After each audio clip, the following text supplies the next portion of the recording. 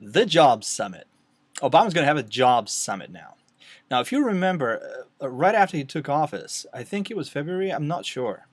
He had a summit. I think he had a one-day summit to solve economic problems. If I should research this. If I find information on that, I'll include a link in the sidebar. But he put people together in a room, I think cabinet members, maybe some bankers, and he said, well, I hereby command that you solve economic problems. A lot of good that did us. But the management style, I mean, mind the management style. It's magnificent. You just order the problems be solved. By the way, Obama displays the same kind of behavior in foreign policy as well. If you remember, there was an episode where an Obama official expressed concern that the peace process in the Middle East was not moving too fast, and he said, "We're losing patience over this." Again, to quote the guy, Obama's guy, Obama is losing patience because, see, we've been in office 3 months and you still have no peace in Palestine. Yeah, you've only been going at it for what, 4,000 years? It's surely you've had enough time to figure out your differences and find a way to live together without killing each other. Yeah, I've been in office already for 3 months. 3 months, and they haven't figured out how to make peace in Palestine. I mean, it's ridiculous. If I were Obama, I would be upset too. I mean, it is ridiculous, right? So just the level of narcissism and the level of just being tone deaf is ridiculous. It's outrageous. But so now we have the Jobs Summit. So what is he going to do? What is he going to do? He's going to put together a room full of people and tell them, I want you to solve the jobs problem now. And if he has Biden there, Biden can remind him that jobs is a 3-letter word. Jobs. Jobs. 3 letters. And then people are going to write it down in their little notebooks. Government little notebooks with leather covers, I guess. With their Mont Blanc pens. And they're going to run out of this room and go to their little offices and start working on the problem. How do we create jobs? How do we create jobs? Because I'm sure government has a way. I'm sure government knows what it's doing. Remember what they did with the stimulus. First of all, I mean, people, wake the fuck up. We are being, if I may use the word, governed by a bunch of clowns. Worse, by a bunch of thieves. Thieving clowns. Remember with TARP. Now, I don't blame Obama for TARP, although he voted for it. He voted for it. So now for him to turn around and say, well, I inherited a deficit. Well, you created, I think the actual deficit before the TARP was passed was 480 billion, 460 billion, somewhere in that area. The 700 plus billion dollar TARP package was passed with Obama's vote for it. So for Obama, having voted for it, to blame Bush for creating that part of the deficit is hypocrisy, pure and simple. But okay, so Bush did start it. I think it was stupid. I think it was criminal.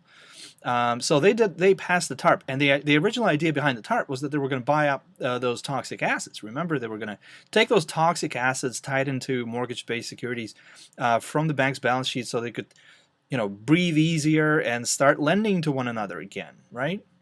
So right after the TARP package was passed, Paulson goes, you know what? No, we're not going to do that.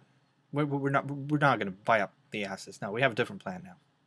We're going to do something else with the money that we got on the premise that we were going to use it for that. But now we have it, and we're going to do something different with it. Now, in any commercial environment, that would be fraud and breach of contract. You got the money on the explicit conditions that you were going to do something, and then you said, yeah, we're going to use it for something else. So we remember how well that worked, how banks just pocketed the money, bought other banks that were smaller, consolidated. The things that we were told were too big and were therefore a systemic risk got bigger. I mean, not Google, you search on YouTube, the TARP Inspector General, Neil Barofsky, Barofsky, search for his interviews. He said that TARP has actually made matters worse, okay? So Of course, they saved the economy, but the reality behind the curtain is they've made matters worse. So the same with the stimulus. They said, pass the stimulus or else. Pass the stimulus. We're going to, the sky's going to fall. The economy as we know it is going to collapse forever. The United States will be no more. The repercussions around the world would be horrible, blah, blah, blah. Okay, so they passed the stimulus. First of all, they're not even spending it. Much of it, the greater part of the funds, I think, is slated for 2010 and later. So if it was that urgent to pass all that spending, why pass it in Q1 2009 only to spend it a year later? Couldn't you pass it a year later if you still needed it? But anyway, of course they passed it. Now, even the money that they do spend, they spend on some ridiculous stuff. Now, they've come up with this brilliant saved or created jobs. I mean, I love that. That's genius PR right there. I'm a PR professional. I can tell you right here and now, this is genius, okay?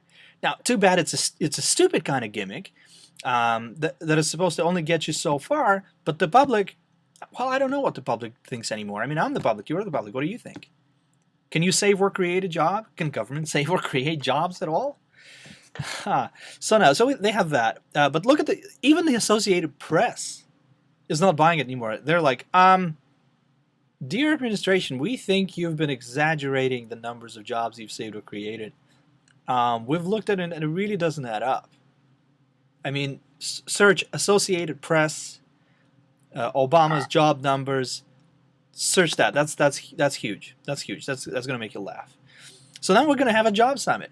To me, it tells one thing. It tells me that they don't know what the hell they're talking about, and they're about to just come out and say it. Well, of course they're not going to say it, but why have a job summit if you know what you're doing? If you're certain that you've made the right decisions, that the policies that you've implemented or are in the process of implementing are putting the country on the right track, the economy is going to recover. If you know that what you're doing is right, why have a job summit? Or could it be, well, we are doing the right things, but somehow the jobs are not being created. Everything else is fine. The economy is fine. It's just the jobs, all right? So we're doing the right things, but the jobs are somehow not getting created. Now, if you are doing the right things and the jobs will be created, then there's no need for a jobs summit. If you feel that you have a need to have a job summit, it means that you are not quite sure that the shit that you're doing is gonna do any good. Now, to anyone who's studied Austrian economics, it's beyond obvious that the government is doing what is 180 degrees opposite from the right things that it should be doing. All right, but I won't go into that here. But I just thought it's hilarious. A job summit. Well, what else is on the table? Let's have an Afghanistan summit. That's helped, right? Gee. I mean, the decisiveness of this administration is mind-boggling. Well, first of all, he plays up this whole Afghanistan things during the campaign, right? Afghanistan this, Afghanistan that. It's the good war. We need to be, Bush has his eyes off the ball there. We need to pick up where they're left off and finish the job. Blah blah blah blah. Now he comes into power. And he handpicks a general to head up that operation. The general comes back to him,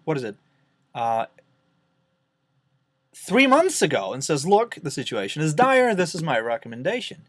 He spends the next 3 months, I mean, and he's not a military genius.